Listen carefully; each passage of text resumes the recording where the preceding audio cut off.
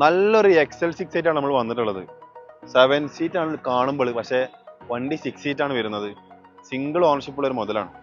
ആദ്യം നമ്മൾ ഈ റാൻസ് മോട്ടോഴ്സിന്റെ വീഡിയോയിലേക്ക് നിങ്ങളെല്ലാവരെയും സ്വാഗതം ചെയ്തു. നിലവിൽ കംപ്ലൈന്റ് കാര്യങ്ങളൊന്നുമില്ല ഈ വണ്ടിനെ കുറിച്ച് പറയുന്നുണ്ടെങ്കിൽ. മേജർ ആക്സിഡന്റ്, മൈനർ ആക്സിഡന്റ് കാര്യങ്ങളൊന്നുമില്ല.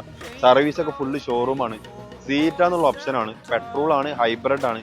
അത്യാവശ്യം മൈലേജിനെ കുറിച്ചൊക്കെ പറയാന്നുണ്ടെങ്കിൽ ഏകദേശം ഇതൊരു 13 റേഞ്ച് നമ്മൾ പ്രതീക്ഷിക്കാം. പെട്രോൾ എഞ്ചിൻ ആയതുകൊണ്ട് തന്നെ 13 നമുക്ക് പ്രതീക്ഷിക്കാവുന്നതാണ്.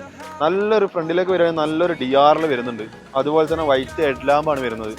നല്ല അടിപൊളി ഒരു എന്താ പറയുക ഗ്രില്ല് വരുന്നുണ്ട്. നല്ല മാരുതിൻ്റെ ഒരു എംബ്ലം അവിടെ വരുന്നുണ്ട്. പിന്നെ താഴെ ഒരു ഫോഗ് ലാമ്പ് വരുന്നുണ്ട്. പിന്നെ സൈഡിലേക്ക് വരുന്നുണ്ടെങ്കിൽ മേജർ ഒരു പെയിന്റിങ് കാര്യങ്ങളൊന്നുമില്ല. നല്ല ബ്ലാക്കിൽ നല്ലൊരു അലൈവിലും.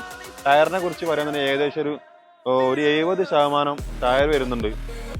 അപ്പോളോ എന്നുള്ള ബ്രാൻഡിന്റെ ടയറാണ് വരുന്നത്. നല്ലൊരു മിറർ ലൈറ്റ് വരുന്നുണ്ട്. നല്ല ബ്ലാക്കിൽ മിറർ കപ്പിൽ നല്ല ബ്ലാക്ക് കൊടുത്തിട്ട് നല്ലൊരു മിറർ ലൈറ്റ് വരുന്നുണ്ട്. പിന്നെ നമ്മൾ കീലെസ് എൻട്രി ആണ്. സീറ്റാന്നുള്ള ഓപ്ഷൻ അതിന് ബട്ടൺ സ്റ്റാർട്ട് വരുന്നതുകൊണ്ട് ഇവിടെ നമ്മൾ ജസ്റ്റ് പ്രസ് ചെയ്ത് കഴിഞ്ഞാൽ ഡോർ അൺലോക്കും ലോക്ക് ആവാനുള്ള ഒരു ചെറിയൊരു ബട്ടൺ വരുന്നുണ്ട്. പിന്നെ ഇന്റീരിയറിനെ കുറിച്ച് പറയുന്നുണ്ടെങ്കിൽ mirror folding, electronic mirror folder, power windows, stereo controller, അതുപോലെ തന്നെ ഓട്ടോ ക്ലൈമറ്റ് AC, നല്ലൊരു ടച്ച് സ്റ്റീരിയോ, നല്ല ബ്ലാക്ക് ലെതർ സീറ്റാണ് വരുന്നത്. പിന്നെ front driver seat height adjustment വരുന്നുണ്ട്. പിന്നെ മുകളിലൊക്കെ നോക്കുന്ന റൂഫൊക്കെ നല്ല നീറ്റിലാണ് കിടക്കുന്നത്. സെൻട്രലൈസ് വരുന്നുണ്ട്. പിന്നെ ലെഗ് സ്പേസും കാര്യങ്ങളൊക്കെ 7 സീറ്റിന്റെ സ്പേസ് 6 സീറ്റ് ആയതുകൊണ്ട് നല്ല സുഖമായിട്ട് യാത്ര ചെയ്യാൻ പറ്റിയൊരു വണ്ടിയാണ്.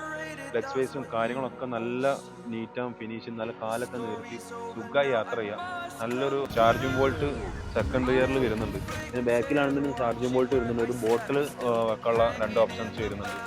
മെയിൻ ഇതിന് എടുത്തു പറയുന്നത് നല്ല സ്പേസ് ആണ്. നല്ലൊരു കൂളായിട്ട് നമുക്ക് യാത്ര ചെയ്യാൻ പറ്റുന്ന ഒരു വാഹനം തന്നെ വേണമെങ്കിൽ പറയാം.